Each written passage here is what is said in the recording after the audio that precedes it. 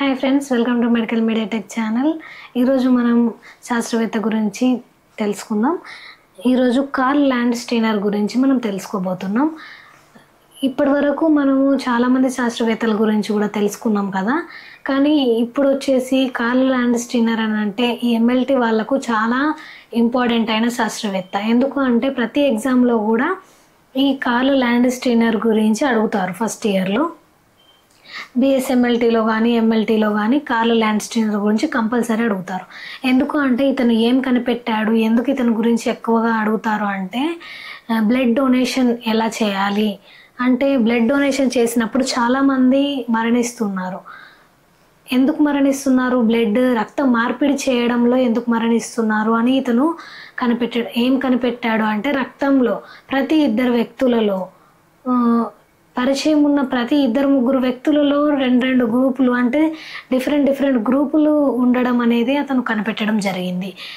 So మొత్తం రక్తంలో గ్రూపులను కనిపెట్టాడు. ఏంటి అని అంటే 1900 సంవత్సరంలో అతను ఏ, బి అండ్ ఓ అనే గ్రూపులను అయితే కనిపెట్టడం జరిగింది.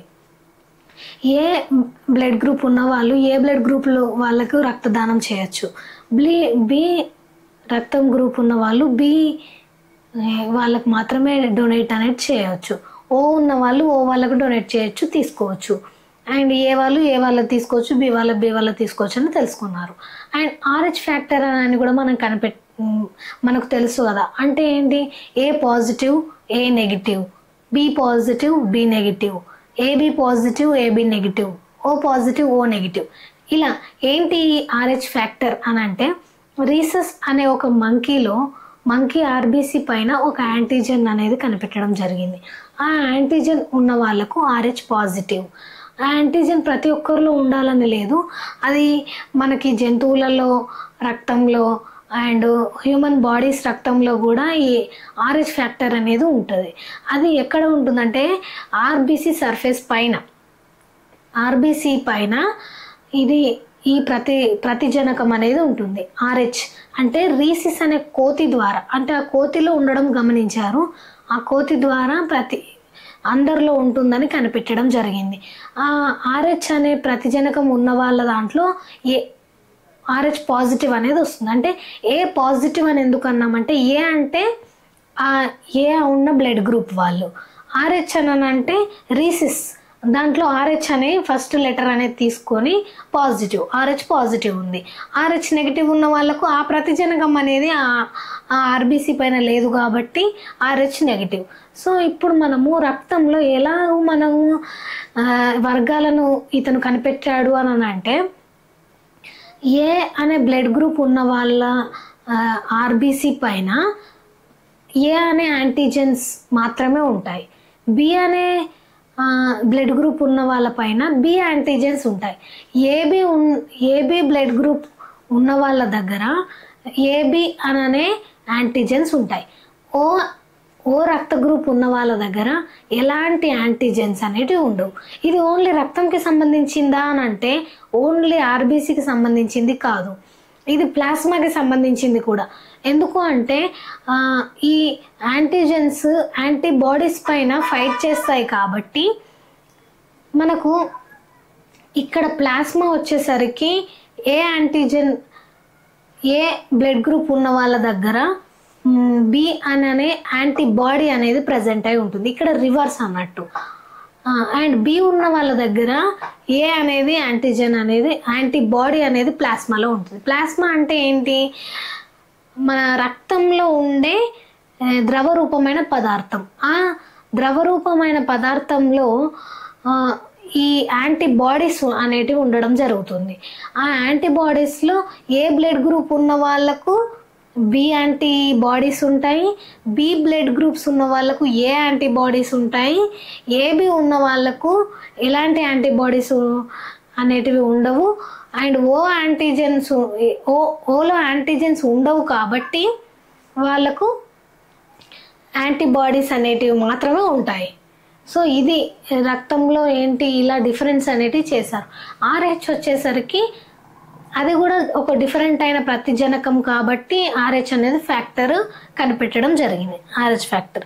ఇతనికి ఇది రక్తం గ్రూపులను కనిపెట్టడం వల్ల 1901లో అతను పూర్తిగా రక్త గ్రూపులను అయితే కనిపెట్టడం జరిగింది.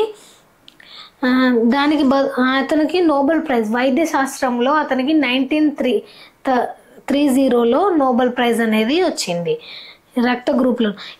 ఇతనికి మనం ఏం పిలుస్తాము అంటే రక్త మార్పిడి పితామహుడు, అంటే ఫాదర్ ఆఫ్ బ్లడ్ డొనేషన్. అలా అంటే బ్లడ్ డొనేషన్ చేయడంలో ఇతను ఒక పితామహుడు.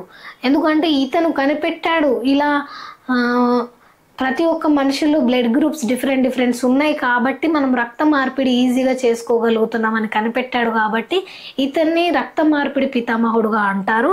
ఇతని బర్త్డే వచ్చేసి June 14th కాబట్టి ఆ రోజు రక్తదాన దినోత్సవంగా మనం అందరం జరుపుకుంటున్నాం. అండ్ ఇప్పుడు బాంబే బ్లడ్ గ్రూప్ అనేది కూడా ఒక డిఫరెంట్ బ్లడ్ గ్రూప్ అనేది ఉంటుంది. దానిపైన ఎలాంటి యాంటీజెన్స్ ఉండవు కాబట్టి అది ఎవరికైనా యాంటీబాడీస్ కూడా వాళ్ళ దగ్గర ఎలాంటి యాంటీబాడీస్ అనేటివి వాళ్ళ బాడీలో ఉండవు కాబట్టి ఆ బాంబే బ్లడ్ గ్రూప్ వల్ల మన ఇండియాలో ఆ బాంబే బ్లడ్ గ్రూప్ని కనిపెట్టడం జరిగింది. ఎందుకంటే అది బాంబే అనే ఒక ప్రాంతంలో ఒక వ్యక్తిని కనిపెట్టడం జరిగింది. దాని మీద చాలా మూవీస్ కూడా వచ్చాయి. ఆ బ్లడ్ గ్రూప్ చాలా రేర్గా ఉంటుంది. ఆ బ్లడ్ గ్రూప్ వాళ్ళు అందరికీ బ్లడ్ ఇవ్వచ్చు. ఎందుకంటే వాళ్ళ దగ్గర ఫైట్ చేయడానికి ఎలాంటి యాంటీజెన్స్ అనేటివి ఎలాంటి యాంటీబాడీస్ అనేటివి లేవు కాబట్టి ప్రతి ఒక్కరికి వాళ్ళు రక్తం డొనేట్ చేయొచ్చు.